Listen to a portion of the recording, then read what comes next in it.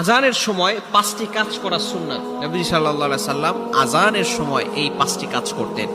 এটা ইবনে কাইয়িম রাহমাতুল্লাহি আলাইহি উনি ওনার জাদ আল মাআদ গ্রন্থে উল্লেখ করেছেন। আজানের সময় অবশ্যই আমরা এই 5টি কাজ করার ট্রাই করব। নাম্বার 1, এক নাম্বার হচ্ছে যখনই আজান দিবে যেই শব্দ দিয়ে মুয়াজ্জিন আজান দেয় আমরাও সেই শব্দগুলো পাঠ করব।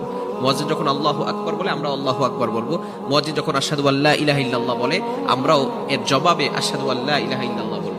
আশহাদু আন্না মুহাম্মাদুর রাসূলুল্লাহ বলার সময় আমরাও সেটা পড়ব। তবে যখন হাইয়া আলাস সালাহ এবং হাইয়া আলাল ফালাহ বলবে তখন আমরা লা হাওলা ওয়ালা কুওয়াতা ইল্লা বিল্লাহিল আলিয়্যিল আযীম পড়ব।